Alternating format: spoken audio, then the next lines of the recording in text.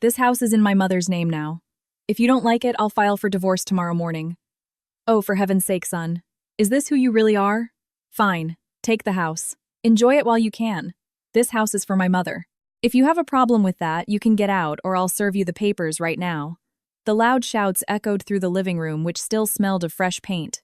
A man arrogantly pointed toward the front door, casting out the middle-aged man who had in fact just bought the luxurious house for his own daughter. The wife could only tremble, clutching the hem of her shirt trapped between her husband's venomous words and her father's cold, disappointed gaze. The arrogant man had won the battle and seized his father-in-law's wealth. But he never realized that behind his father-in-law's silence, a great secret was being prepared to destroy his arrogance to its very roots. It turns out, hey everyone, and welcome back. May we all be protected from the kind of greed that destroys us from the inside out. How is everyone doing today? What city are you watching from? Let me know in the comments below and tell me if you've ever met someone who just doesn't know how to be grateful. Now, let's get into the story. Emily gently stroked the surface of the small velvet box on her lap. The night air in their cramped one-bedroom apartment felt more suffocating than usual. The sound of a car engine sputtering to a stop in the parking lot below made her heart beat a little faster. It had to be Kevin, her husband. Emily quickly straightened the hem of the soft rose-colored sweater she was wearing, putting on the best smile she had been practicing in front of the closet mirror all afternoon. The front door creaked open. Kevin walked in wearing a navy button-down its sleeves carelessly rolled up to his elbows. His face was haggard, a sheen of sweat mixed with city grime clinging to his skin. The smell of exhaustion and car exhaust immediately filled the tiny living room, overpowering the scent of the air freshener Emily had just sprayed. Hey, have you eaten? Emily greeted him softly, taking his hand in hers. Not yet, I'll grab something later. I'm beat. The traffic on the 405 was a nightmare, Kevin answered curtly. He tossed his messenger bag onto the sofa, which was slightly torn at the seam, and let out a harsh sigh as if he carried the weight of the world on his shoulders. Emily swallowed. She knew her husband was in a bad mood, but this surprise couldn't wait any longer. Her father missed her. Harrison had called that afternoon to confirm that the key to their second anniversary gift had been delivered safely. Honey, I have something for us, Emily said gently. Her voice was deliberately low, afraid of provoking his temper. Kevin turned his brow deeply furrowed. What is it? Did you buy something again? Our budget is already stretched thin, Emily. Can't you be a little more understanding of my situation? I work my fingers to the bone from morning till night, not so you can go on a shopping spree. No, sweetie. I didn't use the grocery money, Emily quickly replied, holding out the velvet box. This is a gift from Dad for our anniversary. Kevin's eyes narrowed with suspicion. He reluctantly took the box and opened it. A key with a genuine leather keychain, bearing the logo of a high-end real estate agency, was displayed inside. Instead of smiling or feeling relieved, Kevin's jaw hardened instantly. The muscles around his cheeks, which had a slight texture from old acne scars, tensed up. What is the meaning of this? Kevin's voice was suddenly heavy and ice-cold. Dad bought us a house, honey, in that new development in the valley. Dad said it's so we don't have to rent anymore. So you can be more focused on your business without worrying about paying rent every month. Emily tried to explain in the softest tone possible. Her eyes were full of hope, but that hope was shattered to pieces when she heard a cynical laugh escape her husband's lips. Kevin slammed the box shut with such force that the impact echoed through the quiet room. Oh, so your rich father thinks I'm incapable of giving you a decent place to live, is that it? Kevin stared at Emily with a sharp, piercing gaze. God, no. That's not it, Kevin. Dad just wants to help us. It's normal for parents to want to give their daughter a gift. Normal my ass, Kevin snapped, causing Emily's shoulders to flinch in surprise. This is an insult, Emily. Your father has never respected me as the head of this family from the very beginning. He thinks that by giving us a fancy house he can buy my self-respect. He can show everyone that I'm just some poor guy living off his money. Kevin, I swear to God, Dad would never think anything so cruel. Emily began to sob, tears streaming down her fair cheeks. Her hands trembled as she clutched the hem of her sweater. Kevin threw the box with the key onto the glass coffee table, making a loud clattering sound. He wiped his face roughly and snorted in frustration. I've had enough. I'm going to take a shower. Do whatever you want with that key. For all I care, you can give it back to your arrogant father. Kevin strode into the bathroom, slamming the door so hard the apartment walls seemed to vibrate. Emily could only sit frozen on the cheap area rug, her chest unbearably tight. Her father's good intentions had once again become a weapon that wounded her husband's fragile ego. For the rest of the night, Emily cried silently in the dark, pretending to be asleep when Kevin finally got into bed and turned his back to her without a single word. Not even an apology. The night air grew colder, chilling to the bone. The clock on the nightstand showed exactly 2 a.m. Emily woke up because her throat felt incredibly dry. As she carefully turned over, she found the other side of the bed empty. Faintly, she heard a low mumbling coming from the kitchen. Emily slowly slipped out from under the covers and tiptoed out of the room. The dim light from the kitchen revealed Kevin's silhouette. He was holding his phone to his ear, but strangely, his tone was no longer angry or tired like it was earlier. There was a cheerful, arrogant lilt to his voice that he was trying to hide. "Yeah, Mom, the house is huge. Way nicer than the mayor's house back in our town," Kevin whispered, chuckling softly. His left hand casually twirled the key to the new house from Mr. Harrison. "Get ready, Mom. I'll come get you first thing tomorrow morning with a U-Haul. We'll move right away. Don't bring too much furniture. We'll just toss the old stuff. The master bedroom, the biggest one, is all yours." Emily froze behind the narrow hallway wall. Her breath caught in her throat as if an invisible hand was choking her. Her eyes widened in horror as she stared at her husband's back, who was still busy making unimaginable plans. The sly smile on Kevin's face reflected in the kitchen window sent a cold shiver down her spine. Emily held her breath, stepping back slowly so the creaky floorboards wouldn't give her away. The blood in her veins ran cold, freezing her to the core. All of Kevin's sweet words from their dating days seemed to evaporate. However, instead of confronting her husband right then and there, Emily chose to swallow the bitter pill and slip back under the covers. Her tendency to avoid conflict had become a weapon turned against her. She kept telling her trembling heart that maybe she misheard or that her husband was just delirious from exhaustion. The next morning, as the sun peeked over the smoggy eastern horizon, Kevin had already left, claiming he had urgent business at a client's warehouse. There was no goodbye kiss on her forehead as usual. He just grabbed his car keys and sped off without a backward glance. Emily didn't waste the opportunity. With the intention of calming her mind and getting rid of the construction dust, Emily ordered an Uber to the new housing development. She wore an elegant long tunic and comfortable wide-leg pants, hoping the house could be a peaceful escape. She wanted to touch its walls to confirm that her father's good intentions were real, and not just a trigger for her husband's anger. The air in the upscale gated community was still very cool. Emily slowly unlocked the front door, inhaling the scent of new paint and damp sod that soothed her chest. She stepped into the living room, opening the windows wide to let the morning sunlight sweep across the gleaming hardwood floor. In the comforting silence, she began arranging a few small decorations she had brought from the old apartment on a corner table. However, that expensive piece lasted less than an hour. Faintly, the sound of a roaring engine and the screech of brakes shattered the tranquility of the luxurious neighborhood. Emily looked towards the front window. Her heart plummeted. A shabby orange U-Haul truck had stopped right in front of her driveway. Its black exhaust smoke billowed, a stark contrast to the row of Teslas and BMWs owned by the neighbors across the street. From the front passenger seat, a middle-aged woman in a gaudy, loud floral print dress got out. Her overly styled hair sprayed stiff, barely moved in the morning breeze. As her hand reached for the iron gate, a series of clinks from the excessive pile of costume jewelry on her wrist sounded loudly. It was Margaret, her mother-in-law.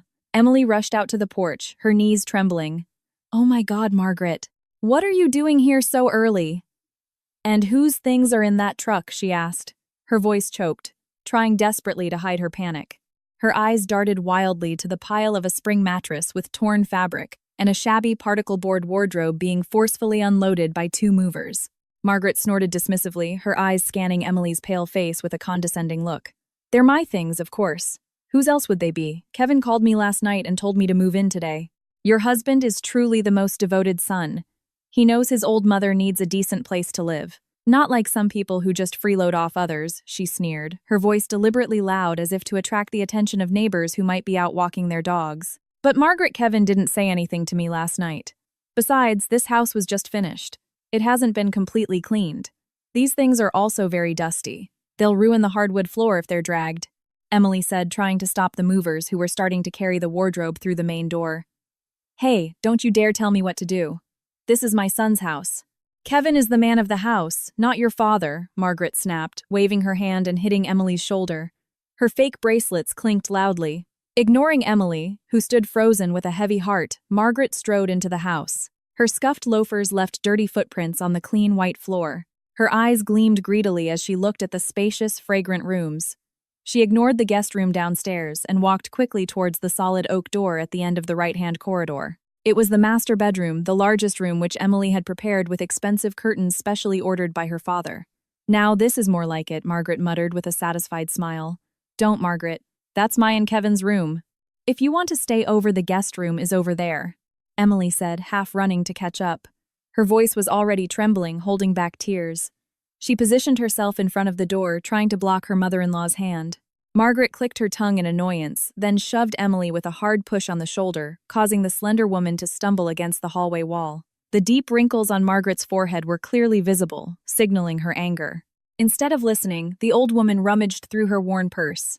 Without a shred of guilt, Margaret pulled out a sharp-tipped screwdriver, stepped forward, and immediately began to pry off the master bedroom's doorknob with brute force. The sound of metal scraping against expensive oak was heartbreaking for Emily to hear. Chips of varnish peeled off and fell onto the still gleaming floor.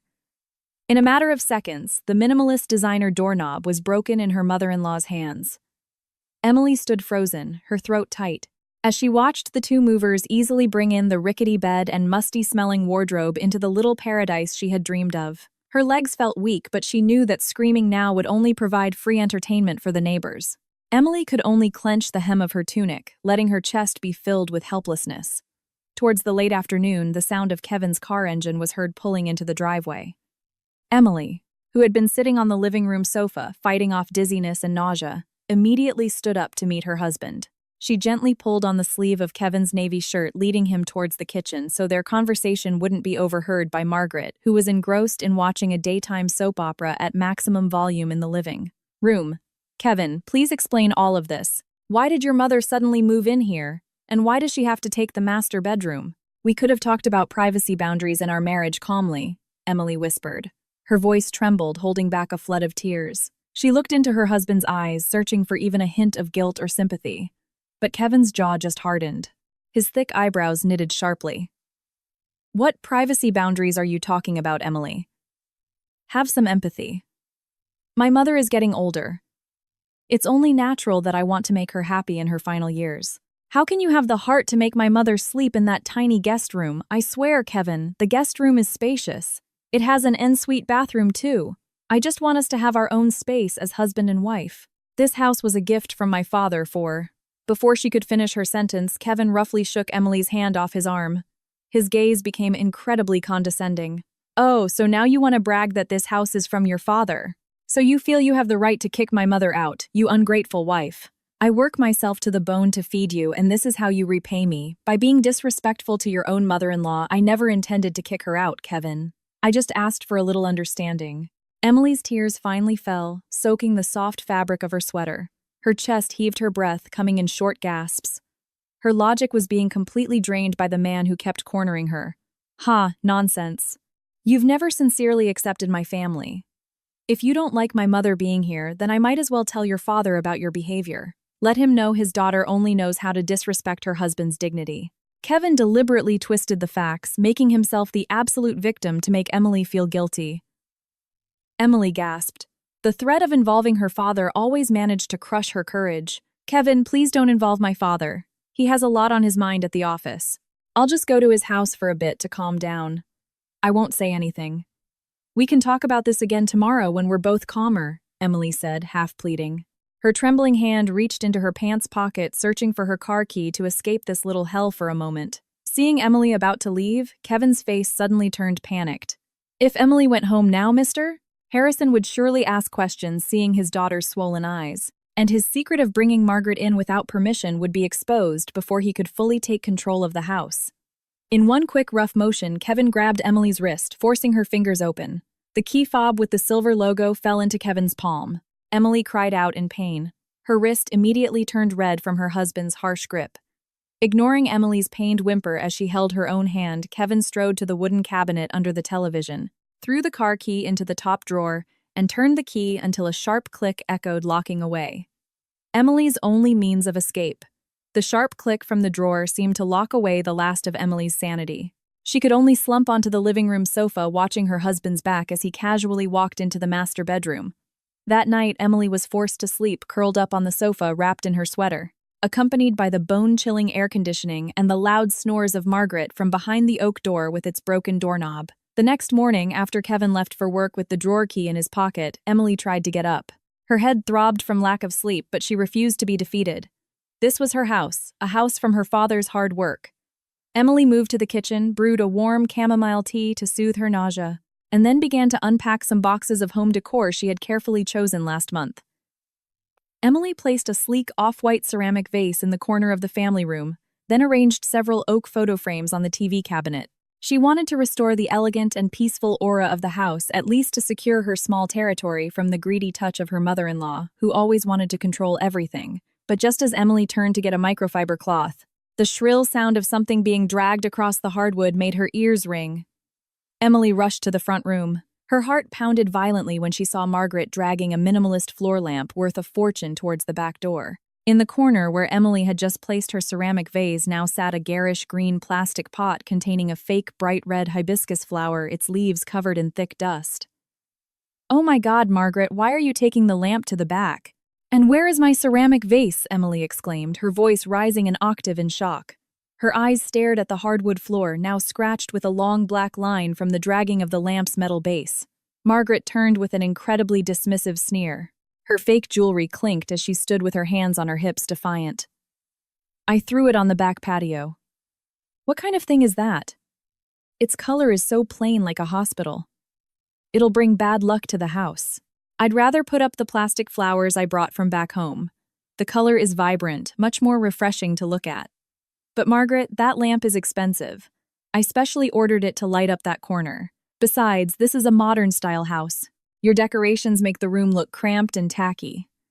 Emily stepped forward, her trembling hand trying to take the lamp from Margaret's rough grip. She was fighting hard to defend the last remnants of her dignity within her own home.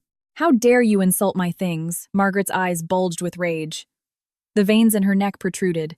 With a single rough yank, she snatched the lamp back, causing Emily to stumble backward into the edge of a table. "Hey, you spoiled brat. Listen up. Kevin has given me 100% control over decorating this house. You're just a freeloader wife who only knows how to spend my son's money. You'd better get out of my way, or I'll throw all your clothes out of the closet so you can get lost for good." Emily's chest rose and fell rapidly. Her breath was hot and painful in her throat. It was useless to argue with logic against an old woman who felt she held absolute power under her son's protection. With her remaining strength and a vision blurred by tears, Emily chose to concede for the moment. She turned and walked towards the laundry room at the back of the house, intending to salvage her remaining belongings that had been forcibly thrown out by her mother-in-law before they were ruined by the sun. Emily opened the sliding glass door with a trembling hand. The damp air from the morning dew immediately washed over her face. Her eyes scanned the pile of her boxes carelessly dumped near a dirty water drain. But as Emily stepped down from the doorway, her gaze suddenly froze on something lying helplessly at her feet. Emily's heart felt like it stopped beating. There, right in front of the damp, mold-stained back door, was a wide piece of fabric, stained with dark brown mud and dirty shoe prints. It wasn't just any cloth. It was a Persian silk rug, with a rose motif, the only priceless heirloom from her late mother. And now it was being used as a doormat by Margaret. Emily's knees gave way, hitting the cold concrete floor. Her fingers trembled as she touched the silk fibers of the rose-patterned rug, now covered in wet dirt and grime from the soles of shoes. That rug was the last memento of her deceased mother, an item she had always cared for with all her heart, now trampled without mercy. There was no hysterical scream. Emily could only clutch her chest, which felt as if it had been struck by a block of ice. Her breath came in ragged gasps as she swallowed her own sobs until her throat was raw. She realized that begging for sanity from these two greedy people was a slow suicide. She needed her father. With what little strength she had left, Emily hurried back into the house, ignoring Margaret, who was still engrossed in a soap opera while munching on snacks. Emily half ran to the side table in the living room where she usually kept her purse. She frantically searched through its contents, turning it inside out. Empty. Her phone wasn't there. Emily's mind flashed back to that morning before Kevin left for work. He had snatched her phone while it was charging. When Emily tried to stop him, Kevin brushed her hand away while putting the device in his shirt pocket. "I'm taking your phone. You've been on it too much lately, forgetting your duties as a wife. From now on, you're on a digital detox. No communication devices, so your mind can be clear and you can focus on serving my mother's needs, Kevin had said, his tone dripping with condescension. He had deliberately locked Emily away from the outside world, cutting off her only lifeline. Emily bit her lower lip, hard tasting the metallic tang of blood. The frustration and feeling of being trapped made her temples throb, but she refused to be trampled. Emily glanced at the wall clock, which showed it was already noon. It was scorching hot outside. In the living room, the TV was still on, but Margaret had fallen asleep on the rug. Her loud snores echoed along with the sound of the fan. This was her only chance. Emily remembered the landline phone that came with the house, mounted on the kitchen wall. It might have escaped her husband's notice. Emily quickly took off her slippers and tiptoed silently down the hallway. With every step, her heart raced wildly. Cold sweat beaded on her forehead, terrified that her mother-in-law would suddenly wake up. Upon reaching the corner of the kitchen, Emily's ice-cold hand carefully picked up the white-corded telephone. She took a shallow breath and dialed the numbers of her father's cell phone, which she knew by heart. She heard 3 long rings. Emily closed her eyes, clutching her shirt. "Oh God, please let him pick up," she prayed desperately. But just before the 4th ring, there was a sharp click from the other end. Emily quickly brought the receiver to her ear, ready to pour out all her tears. But what she heard was not her father's reassuring baritone voice. From the receiver, Emily heard a heavy, deliberate breath, followed by a hoarse clearing of the throat from the parallel phone in the living room, which had apparently been picked up by someone else. "Hello, you disobedient wife." Trying to tattle to your father, that heavy, narcissistic voice cut sharply through the speaker. Emily gasped so hard the white receiver slipped from her hand, swinging and hitting the kitchen wall. It was Kevin. He had come home early and was standing at the entrance of the hallway in his crumpled shirt. One hand held his phone to his ear, connected to the parallel line. His gaze was as sharp as a dagger, ready to tear apart Emily's already fragile mental state. Margaret, who had been snoring, woke up with a start at the sound of the banging phone. But before Kevin could take a step forward to unleash his fury, the front doorbell rang loudly. From the intercom screen on the hallway wall, the charismatic face of Mr. Harrison was clearly visible, standing tall outside the gate. His loose, earth-toned linen shirt and half-frame reading glasses were the sight Kevin feared most right now. Kevin's face went pale. Panic exploded within him. He glanced at the living room, which his mother had turned into something resembling a junk warehouse filled with piles of old items and tacky furniture. If his father-in-law saw this chaos, let alone saw Emily crying with a bruised wrist, his business and his dignity would be finished today. "Mother, clear the table quick. Hide your things in the back," Kevin hissed in panic, forcefully pulling Emily's arm. Emily struggled weakly, but her husband's strength was far greater. He dragged her towards the guest room, which was tucked away in a corner. Kevin let go. "It hurts," Emily whimpered, the pain in her arm worsening from her husband's tightening grip. "Be quiet. Listen to me. You're going into this room and pretending to have a severe headache. Don't you dare come out or make a single sound. If your father finds out about my mother moving in, let alone sees your condition, I will divorce you this instant." Kevin threatened, his breath ragged. His finger pressed hard on Emily's shoulder, pinning her to the edge of the bed. Kevin immediately shut the door from the outside and locked it, leaving Emily huddled in the stuffy room. In the front room, Kevin quickly straightened his collar, took a deep breath, and opened the main door with the widest forced smile he could manage. Mr. Harrison stepped inside slowly. His expensive leather shoes tapped against the hardwood floor, echoing in the suddenly tense room. The middle-aged man's sharp eyes immediately swept the surroundings, catching one inconsistency after another. From the dusty fake hibiscus pot in the corner to the cheap, musty smell lingering in front of the television. "Where's Emily, Kevin? The garage is empty, but I smell her perfume quite strongly in here," Mr. Harrison asked flatly. His voice was calm but carried a pure, intimidating weight. There was no small talk. He got straight to the point. Emily's not feeling well, sir. She's had a terrible headache since this morning, so I told her to get some rest in her room." "I can keep you company." "What can I get you to drink?" Kevin stammered. Cold sweat began to trickle down his temples. He deliberately positioned his body to block his father-in-law's view of the hallway. Mr. Harrison didn't answer the offer.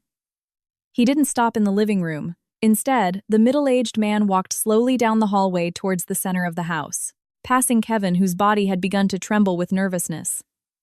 Every passing second felt like mental torture for Kevin. Mr. Harrison stared at the closed bedroom door. His hand slowly rose, intending to knock. But just before his knuckles touched the wooden surface, the sound of a vase shattering came from the kitchen, stopping Mr. Harrison right in front of Emily's door. The sound of shattering ceramic echoed sharply, cutting through the tense silence of the house. Mr. Harrison didn't knock. He slowly turned his body, looking straight towards the kitchen where the sound had originated. Kevin stood frozen, his face suddenly as pale as paper. At the end of the hallway near the dining table, Margaret stood trembling, holding a dirty cloth. At her feet were the scattered pieces of the off-white vase that Emily had painstakingly arranged that morning. "Sorry, sir. That was just the new maid. She's a bit clumsy." Kevin's voice trembled as he tried to spin the most ridiculous lie he had ever told. He quickly stepped forward to block his father-in-law's view. Mr. Harrison didn't flinch. His sharp eyes behind the half-frame glasses couldn't be fooled. He walked calmly past Kevin, approaching Margaret, who now had her head bowed nervously, wringing the hem of her bright floral dress. The smell of cheap perfume and kitchen spices from the old woman's body was a stark contrast to the luxurious interior of the house that was supposed to be his only daughter's home. "A new maid, you say, Kevin? But why is she wearing so much jewelry? And why is she using the master bedroom to store all that junk from back home, mister?" Harrison asked in a flat tone, but each word felt like a blade slicing through Kevin's ego. He pointed towards the master bedroom door, which was slightly ajar, revealing a pile of worn-out cardboard boxes inside. Kevin felt his dignity being trampled right in front of his mother. The inferiority complex he had suppressed for so long suddenly erupted into blind rage. He felt cornered, and the only way to defend himself was to attack back. "That's my mother, sir, not a maid," Kevin suddenly yelled, his voice thundering, startling Margaret. "My mother has every right to be here. I am Emily's husband. I am the man of this house. So I am free to bring anyone I want to live in my own house." Mr. Harrison raised an eyebrow, remaining calm despite just being yelled at by his son-in-law. "Your house. As I recall, the deed is still in my name. I gave this house to Emily so she could be comfortable, not to be a warehouse for junk or a place to abuse my daughter." "Ha, you're always like this. Always looking down on me with your money." Kevin stepped forward, his finger pointing directly at Mr. Harrison's face. A man far his senior. "You think by buying this house you can control my life? I'm a man, sir. I have pride. If you don't like my mother being here, then you can get out of this house right now." Emily, inside the guest room, heard every shout. Her heart pounded and her trembling hands fumbled with the locked doorknob. She couldn't let her father be insulted like this. With her last bit of strength, Emily kicked the wooden door as hard as she could while forcefully turning the lock, which turned out not to be fully engaged. The door flew open with a loud thud. Emily ran out, her eyes swollen and her hair disheveled. She saw her husband standing defiantly in front of her father. The atmosphere in the living room suddenly froze. Kevin turned to Emily, his eyes red with hatred now that his secret was completely exposed. "Kevin, stop! Don't insult my father!" Emily cried out hoarsely. Kevin laughed cynically, a laugh that sounded horrifying to Emily. He looked back at Mr. Harrison and then delivered a cold threat that seemed to suck all the oxygen out of the room. "Oh, so your precious daughter is awake. Good. Now choose, sir. Either you stay quiet and leave, or you can watch me file for divorce first thing tomorrow morning, right before your eyes." The silence that followed the threat was so thick, it felt as if all the oxygen in the luxurious living room had just been sucked out. Emily stood frozen in the hallway doorway, her hands gripping the wooden frame until her knuckles turned white. The word divorce, that had just rolled off Kevin's tongue, wasn't just an empty threat. It was a dagger plunged straight into the heart of their young marriage. "Kevin, please." "What are you saying?" Emily's voice trembled violently, barely audible. The tears she had been holding back now streamed down, soaking her messy sweater. She tried to step closer to her husband, but the hatred in Kevin's eyes stopped her in her tracks. Kevin didn't care at all. The man puffed out his chest, feeling as if he was at the peak of his power. He glanced at his mother, Margaret, who was now standing behind him with her arms crossed and a victorious look on her face. His mother's silent support was like gasoline fueling Kevin's blind courage. "I'm not playing around, Emily. All this time I stayed quiet when your father looked down on me with his money. But today he's gone too far. He wants to kick my mother out of here. What kind of man would I be if I let my own mother be humiliated in her son's house?" Kevin shouted again, the veins in his neck bulging. "Now the decision is in your father's hands. Choose to leave and never interfere again, or I file for divorce right now.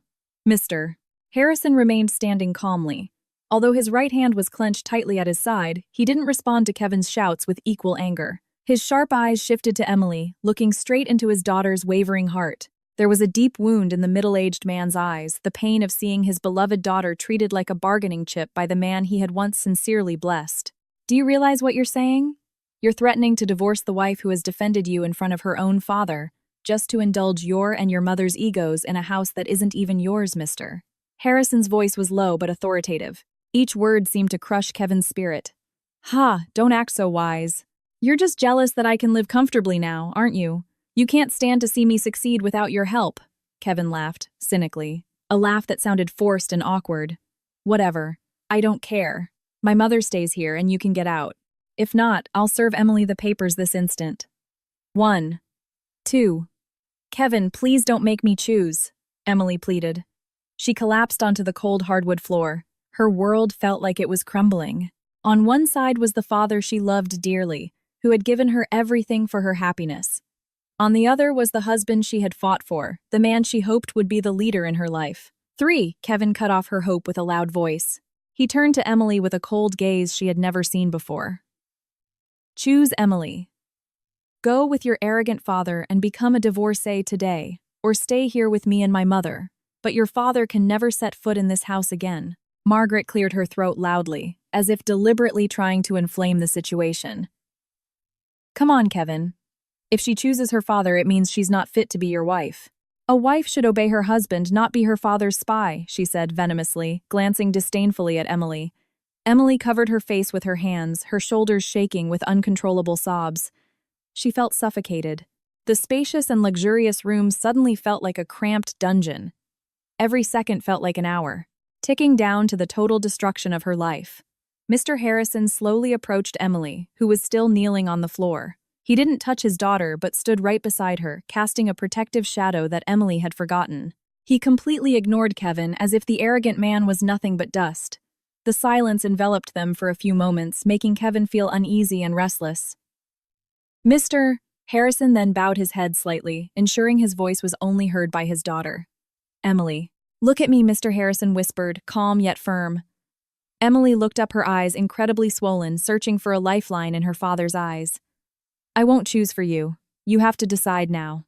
Are you really willing to spend the rest of your life with a man who would throw you away just for a house? Mr. Harrison took a long breath and stood up straight again. He looked at Emily with a profound gaze, a look that demanded an honest answer from the bottom of her heart. Meanwhile, Kevin was preparing to utter the final words of divorce. Mr. Harrison was waiting for a single nod or a single word from Emily's lips to determine the major step he would take next.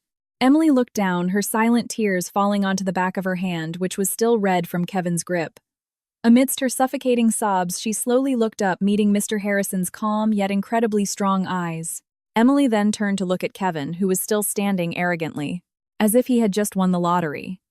The hatred in her husband's eyes made Emily realize that the love she had cherished for 2 years was just a mirage now burnt to ashes by ego. Dad, take me home. I can't be here anymore. The hoarse whisper escaped her lips, severing all the doubts that had shackled her soul. Good, just go. You ungrateful wife, no respect for your husband. Don't you ever hope to come back to this luxurious house, Kevin shouted triumphantly. He even clapped once as if celebrating his own wife's eviction. Mr. Harrison simply nodded slowly. Without a single word, he put his arm around Emily's trembling shoulders. He guided his daughter to her room to get her personal belongings. With trembling hands, Emily started putting a few clothes into a small suitcase. She didn't need much. She just wanted to get out of the toxic air of this house immediately. But as Emily dragged her suitcase out of the room towards the main door, her path was suddenly blocked by Margaret, who stood with her hands on her hips in the middle of the hallway. The old woman eyed Emily's suitcase with suspicion. Her fake jewelry clinked as she pointed at the suitcase. Hey, wait a minute, where do you think you're going with that? You can't take anything out of this house, Margaret snapped. These are just my clothes, Margaret. Clothes I bought with my own salary before I got married, Emily answered weakly. She was too tired to argue. Ha, excuses. You're probably hiding the jewelry Kevin gave you in there. Or maybe you're trying to steal valuable things from this house to give to your father. This is marital property, you know. Everything in this house belongs to my son, so you have no right to take a single penny. Margaret started screaming hysterically, her hands trying to snatch the suitcase handle from Emily's grasp. Kevin, seeing his mother's performance, felt even more superior. He leaned against the wall with his arms crossed, letting his mother humiliate his own wife in front of her father. Listen to her, Emily. Mom is right. You want to leave? Then leave with just the clothes on your back. The luxury items belong to my mother, who worked so hard to raise me, not to a woman who is abandoning her husband like you. Mr. Harrison, who had been standing silently, suddenly stepped forward. He stood right between Emily and Margaret. The calm aura he had been radiating suddenly turned into a chilling coldness. He leaned down slightly, looking straight into Margaret's eyes, which immediately lost their nerve. Emily, go to the car. I'll handle this, Mr. Harrison commanded without taking his eyes off Margaret. Emily nodded and quickly ran towards the gate, leaving the increasingly tense atmosphere behind. After Emily disappeared, Mr. Harrison took a long breath and whispered a single warning sentence right in front of Margaret's face, which made the old woman suddenly fall silent, pale with cold sweat trickling down her temples. Kevin, seeing his mother suddenly freeze in fear, started to feel something was wrong. He was about to protest, but Mr. Harrison had already turned and walked out with a firm stride without looking back.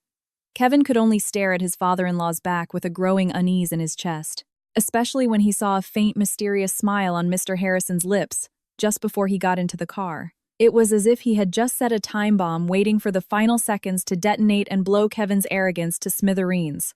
The roar of Mr. Harrison's car driving away, leaving a thin cloud of dust in front of the luxurious house's gate, seemed to be a victory cry for Kevin. He let out a long breath, releasing the tightness that had been constricting his chest. It felt like he had just won a great war. No more judgmental looks from his father-in-law, no more of Emily's boring complaints about privacy. Now this house was purely his, a palace for him and his mother. Ha, Emily finally took off. Mother was right, she's not cut out to be a good wife. Just a little pressure and she runs to her daddy, Margaret exclaimed with a crisp laugh. Her fake jewelry clinked as she stroked the armrest of the designer sofa with possessive glee. Her dark, dull face was now beaming as if the wrinkles on her forehead had suddenly vanished, replaced by a sense of pride. Kevin smiled broadly. He unbuttoned the top of his navy shirt to breathe more easily. Don't worry, Mom. Now you're the queen here. I'm going to have a small celebration tonight. We'll invite some of my acquaintances and the neighbors.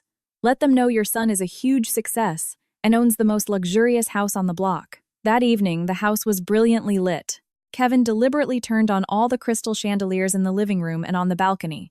He ordered an expensive catered BBQ spread and served it on the oak dining table that hadn't even been fully paid for. Several of his business associates and curious neighbors began to arrive. Kevin stood in the middle of the room, arrogantly recounting how hard he had worked to be able to gift his mother a home worthy of a five-star hotel. He didn't mention Mr. Harrison's name at all, let alone Emily's. To him, this house was authentic proof of his greatness as a man. You're truly amazing, Mr. Kevin. Young, successful, and so devoted to your parents. It's rare to find a son-in-law who dares to take such a firm stand for his own mother, one of the guests praised while chewing on a piece of brisket. Kevin's chest swelled with pride. His smile never faded. Margaret didn't want to be left out either. She was busy giving the neighborhood ladies a tour of the house. Showing off the master bedroom now filled with her department store dresses, hung haphazardly in the walk-in closet, left behind by Emily. Everything felt perfect. It was the social validation Kevin had always craved to cover up his inferiority complex. But in the midst of the laughter and increasingly lively conversations, suddenly a small popping sound was heard from the direction of the circuit breaker outside. A second later, all the lights in the house went out. The once bright room was plunged into total darkness, leaving a very awkward silence. Hey, what happened to the power, Kevin? What's going on? A guest asked in a confused tone. It's probably just a tripped breaker. Don't worry, I'll check, Kevin replied, his voice a bit shaky. He fumbled along the wall for a switch, but it was no use. He tried turning on the kitchen faucet to wash his hands, but all he heard was a hissing sound from the pipes. The water was out too. Kevin immediately went outside to the gate, intending to check if the other neighbors' houses were also dark. But his heart sank when he saw the row of houses along the street remained brightly lit with the streetlights on as normal. Only his house looked like a haunted mansion in the middle of the pristine neighborhood. The guests started whispering. Some began to turn on their phone flashlights and said their goodbyes using the late hour as an excuse. An overwhelming sense of shame began to creep up Kevin's face, burning the pride he had just built up to the sky. After the last guest left with a poorly concealed sneer, Kevin stood alone on the dark terrace. Margaret was inside grumbling and blaming the supposedly careless utility company. Kevin took a deep breath, trying to calm his racing heart. As he was about to go back inside, his eyes caught something tucked under the main door, a brown envelope with the official letterhead of the Homeowners Association. Kevin picked it up with a trembling hand and turned on his phone's flashlight. As soon as he read the letter's contents, his breath seemed to stop in his throat. The letter wasn't just about overdue electricity or water bills. It was a first warning notice in his name for the payment of HOA fees and property taxes, the amount of which was completely beyond his means. On the second page, a small footnote printed in bold stated that all operational costs for the house, which had previously been covered by a third party, had been unilaterally terminated as of today upon the instruction of the fund's owner. Kevin stood frozen, realizing that the victory he had just celebrated was a death trap whose door had just been locked from the outside. Kevin's hand trembled so violently that the flashlight from his phone shook, sweeping across the warning letter. The darkness inside the luxurious house felt much thicker and more oppressive than the nights he had spent in his cramped apartment. From the shadows of the staircase, Margaret's voice continued to drone on, complaining about the stuffy air and the mosquitoes that were starting to bite. "Kevin, what's going on? How can a house this expensive lose power? I can't sleep if it's this hot." "My head is throbbing," Margaret shouted from the dark living room. Her shrill voice was torture to Kevin's ears as he tried to think. "Be patient, Mom. It's probably just an administrative error. I'll sort it out tomorrow morning." "Just use a magazine to fan yourself for now," Kevin replied harshly. His temper was beginning to flare. He needed quiet, not whining. Throughout the night, Kevin couldn't sleep a wink. He sat in a corner of the kitchen, checking his bank account balance on his phone. The numbers were deep in the red. The show-off lifestyle he had forced upon himself for the past month, combined with the moving and celebration costs, had completely drained his savings. His only hope was the next payment from his procurement project for Apex Industries, his biggest client, which accounted for almost 70% of his distribution business's revenue. The next morning, without breakfast and with red eyes from lack of sleep, Kevin sped off to his office in his car. He ignored Margaret, who was still complaining about the water. His mind was focused on one thing: getting an advance from his company to pay off the house's arrears and silence the arrogant mouths of those who were starting to look down on him. Arriving at his desk, Kevin immediately called the procurement manager at Apex Industries. He had prepared 1,000 excuses to get the payment expedited. However, when the call connected, the voice on the other end was cold and formal, a far cry from the usual camaraderie they shared over lunch. "Hello, Mr. Kevin. Coincidence you called?" "I was just about to send an official email to your company," the voice said, without any pleasantries. "Oh yes, sir. Is it about the next payment? If possible, I need it today." "I have an urgent operational need," Kevin said, trying to laugh it off and hide his extreme nervousness. "It's not about that, Mr. Kevin. Our management has just decided to terminate all cooperation contracts with your distribution company effective this morning. All ongoing projects are to be halted unilaterally," the manager replied flatly. Kevin's heart felt like it stopped. The world around him started to spin. "Wait, you can't do that, sir. Our contract still has 6 months left. What's the reason for the termination? I've always delivered on time." "There have never been any complaints," Kevin shouted in panic, his voice rising several octaves and drawing the attention of his staff. "This is a direct instruction from the largest shareholder in our company, Mr. Kevin. There has been a serious ethical breach, even though technically your goods are fine. I'm sorry, but this decision is final and cannot be appealed. Our legal team will handle all penalty matters." Click. The line went dead. Kevin was stunned, his hand still holding the phone to his ear, which was now just a dial tone. He felt as if all the joints in his body had come loose. Without the contract from Apex Industries, his company was just an empty shell waiting to go bankrupt. He felt something was very wrong. It was impossible for a company that large to terminate a contract so suddenly without any room for negotiation. His frustration turned into explosive anger. Kevin grabbed his jacket and sped off again, racing towards the luxurious office building of his client. He wanted to meet the CEO directly, to demand justice, or at least to know who had dared to destroy his livelihood. As he reached the parking garage of the glass-clad skyscraper, Kevin slammed on his brakes, creating a loud screech. He was breathless, cold sweat soaking his back. However, he stopped dead in front of the executive lobby. There, in parking spot number 1 reserved for the majority shareholder, was parked a sleek black luxury sedan he knew all too well. Kevin froze. His eyes bulged as he stared at the car's license plate. It was Mr. Harrison's car. A harsh reality hit him with brutal force. All this time, the business he had proudly touted as the result of his own hard work was just a game piece on a board, fully controlled by the man he had just kicked out of his home. Kevin's knees felt weak, barely able to support his weight on the hot asphalt. His gaze was fixed on the gleaming black sedan. All this time he had felt so powerful, believing his distribution business was soaring because of his negotiating skills. In reality, he was just a small pawn allowed to play on Mr. Harrison's chessboard. The moment he dared to bite the hand that fed him, the board was flipped over without mercy. Kevin drove home with what little strength he had left. His head throbbed violently. He imagined the office operational bills, the employee salaries due next week, and the mounting invoices. When he arrived at the luxurious house, the atmosphere felt even gloomier. The plastic trash from last night's catering was starting to attract flies on the porch because Emily was no longer there to clean. "Kevin, where have you been? The water is really out. I can't take a shower. I'm all sweaty." Margaret greeted him at the door, her face sullen, a magazine in her hand. Kevin didn't answer. He walked in and collapsed onto the designer sofa, which felt cold and alien. The room was dark, as the curtains had been drawn to avoid the neighbors' cynical glares. "Mom, listen to me. We're bankrupt," Kevin said softly, his voice hoarse and trembling. Margaret was silent for a moment, but instead of concern, her eyes widened in disbelief. "Bankrupt? What do you mean? You're the boss. You have a big office, lots of employees. Don't joke around, Kevin. I've already told everyone back home that we're rich now. My biggest contract was terminated this morning, Mom. It turns out the main investor in that company is Mr. Harrison. He pulled all his support because of what happened yesterday. My savings are also gone from the move and last night's party. We have no more money to pay for electricity or water." Kevin covered his face with his hands, his shoulders shaking slightly. "Then what are you going to do? Go apologize to your father-in-law. Tell him you lost your temper. We can't go back to our town empty-handed." "I'd be so ashamed, Kevin. Where would I hide my face if we get kicked out of here?" Margaret started to ramble in panic, pacing the living room. Her fake jewelry clinked, creating a nauseating noise. "I can't, Mom. I have no pride left in front of him." "Emily won't answer my calls anymore either," Kevin replied, his frustration peaking. Margaret stopped pacing. Her dull face suddenly hardened. Her greed began to override her logic. She remembered an old acquaintance from her town, someone who lent money quickly with few conditions to people in a tight spot. To her, this luxury could not be lost just because of a squabble between men.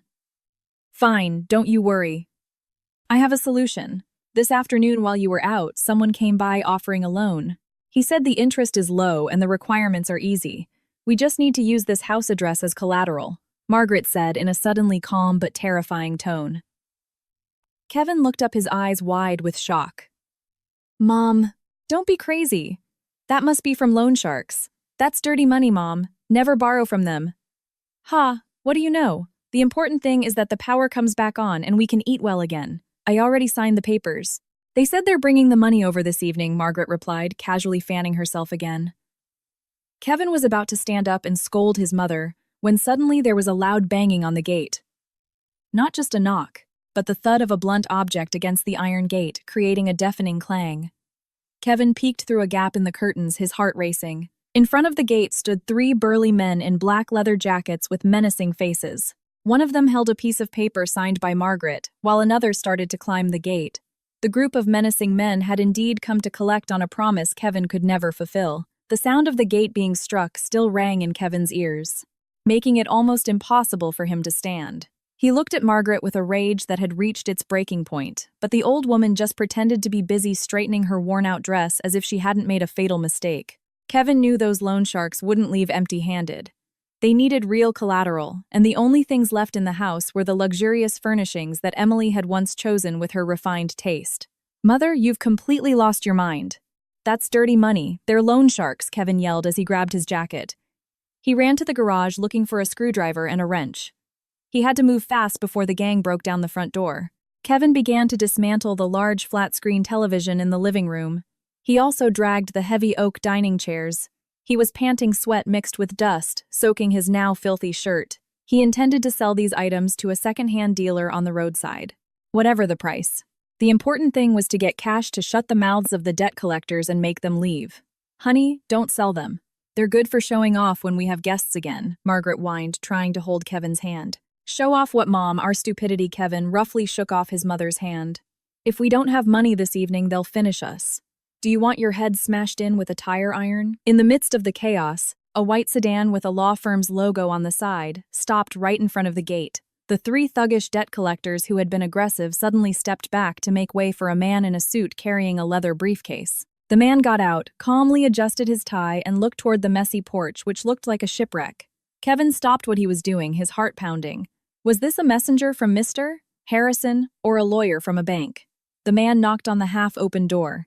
Good afternoon. Mr. Kevin, I am a representative from the notary office handling this property's documents, he said in a very professional but cold tone. Yes, that's me. What is it? I'm busy. If it's about the utility bills, I'll handle it tomorrow, Kevin answered curtly, trying to hide his nervousness. The man took a thick file from his bag. I'm not here about the utility bills. I'm here with an official letter of gift revocation and asset repossession from Mr. Harrison. According to our legal records, the process of transferring the title of this house to your name was never completed and was deliberately suspended by the grantor due to a breach of marital commitment. Kevin felt as if lightning had struck him. His world went dark. That's impossible. This house was given to me and Emily. I have the key. Mr. Harrison can't just take back something he's already given. Legally, this house is still 100% owned by Mr. Harrison. And due to the act of evicting the rightful owner and the misuse of the asset, Mr. Harrison is exercising his right to nullify the entire gift process. Here is a copy of the documents. Please read them yourself. The man held out the file with a steady hand. Kevin read the document line by line, his vision blurring. The legal reasoning was solid, leaving no loophole for Kevin to fight back. Mr. Harrison had prepared this safety net from the very beginning, as if he knew Kevin would betray him. So what am I supposed to do? Kevin asked weakly, his voice barely a whisper. The man in the suit glanced at his watch before looking at Kevin with a very flat expression. Mr. Harrison has given you exactly 24 hours to vacate this house with your mother. After that time, our security team along with local law enforcement will arrive to carry out a forced eviction. All items inside this house, including the furniture you are currently dismantling, are not to be transferred as they are part of the repossessed assets. If you attempt to sell them, it will be considered criminal theft. Kevin stood frozen. The file in his hand fell to the dirty hardwood floor. The notary turned and left, leaving Kevin in a deathly silence. Outside the gate, the loan sharks approached again, this time with faces that were much more bloodthirsty, realizing their collateral was about to disappear. Kevin was truly trapped between two giant walls, ready to crush him to pieces. The 24 hours given by the notary felt like they passed in the blink of an eye. Kevin couldn't sleep. He spent the night sitting on the cold floor, staring blankly at the front door, which was constantly being pounded on by the loan sharks' men. Margaret was no different. The old woman was curled up in a corner of the dark master bedroom, still clutching her purse filled with costume jewelry, as if those trinkets could save her from this ruin. As dawn broke, a large truck with a private security logo stopped in front of the gate. Behind it, a police car with its silent, rotating lights added to the grim atmosphere of the cloudy morning. Kevin peeked from behind the curtain, his heart pounding so hard his chest ached. He saw several uniformed men get out carrying official papers and a spare key. Honey, don't open the door. Tell them we won't leave, this is our house. Margaret screamed hysterically when she heard the sound of the main door lock being turned from the outside. It's too late, Mom.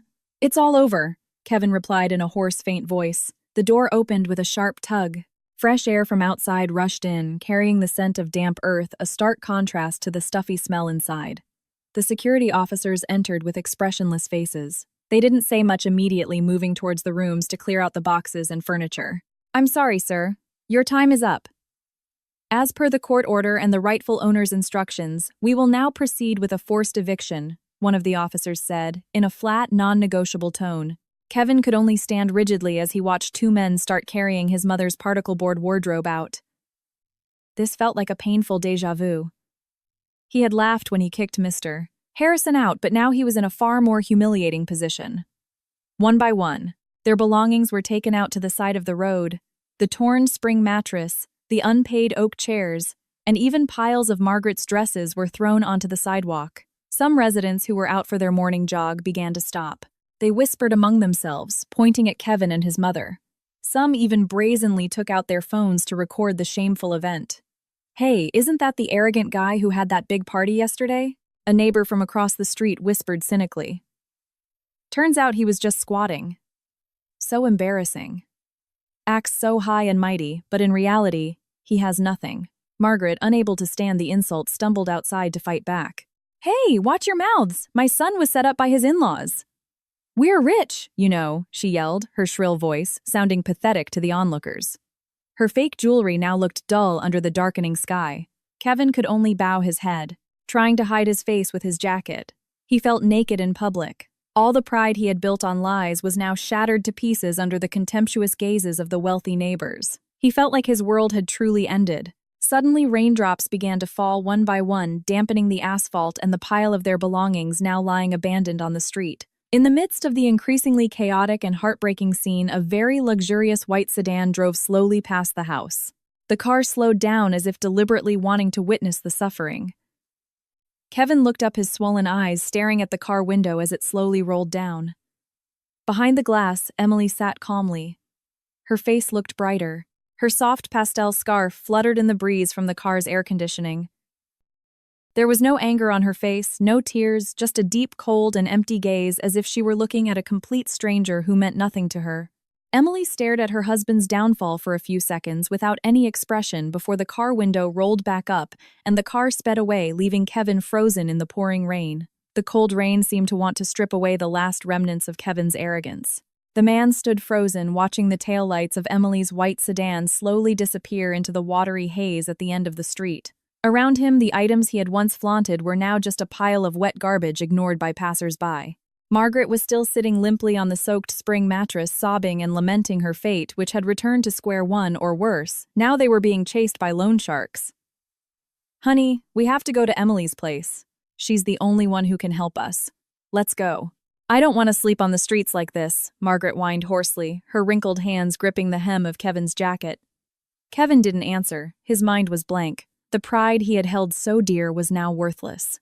Cheaper than the plastic trash stuck on the gate of that luxurious house. With staggering steps and a shivering body, he led his mother to find public transportation in the heavy rain. They headed to Mr. Harrison's main residence, the only place Kevin could think of for a last plea for help. Arriving in front of his father-in-law's towering iron gate, it was eerily quiet. There was only the sound of rain hitting the security guard post's roof and the whir of a cooling fan from the CCTV cameras. Kevin fumbled in his pocket for his phone, its screen now cracked from being dropped earlier. He tried dialing Emily's number again and again, but all he heard was an operator's voice, stating the number was inactive or out of service. Emily had completely cut off all communication, erasing Kevin from her world as if he had never existed. "Emily, it's me. Please open the gate," Kevin shouted hoarsely, his voice breaking along with the clap of thunder. He pounded on the iron gate until his palms were red and raw.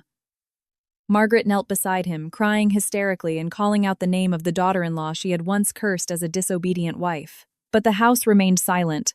No security guard came out, no housekeeper opened the door. It was as if they were facing a stone wall with no ears.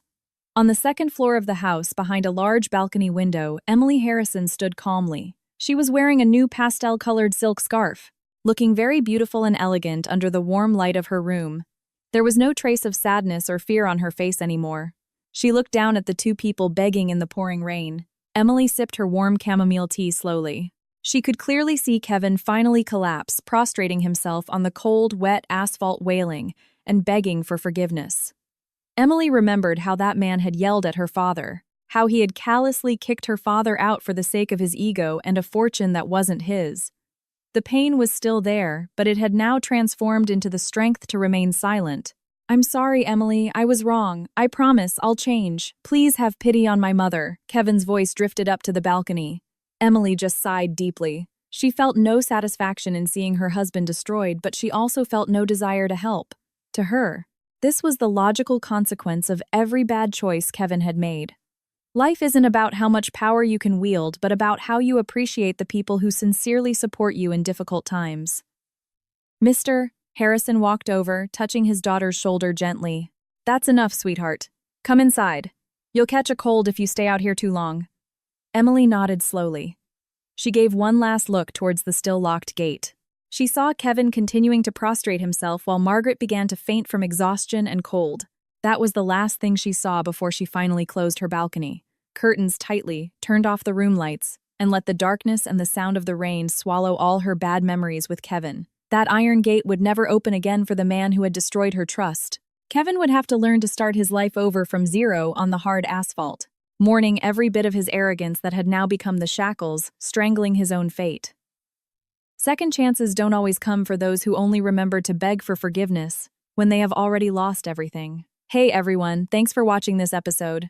I hope today's story can be a mirror for all of us, showing that arrogance and ingratitude will only lead us into a deep pit of regret. Never take for granted the sincerity of those who have sacrificed for you, because once they leave and close the door to their heart, no apology can change the situation. Thank you for watching. See you in the next story, which will be just as heart-wrenching and full of life lessons. Take care.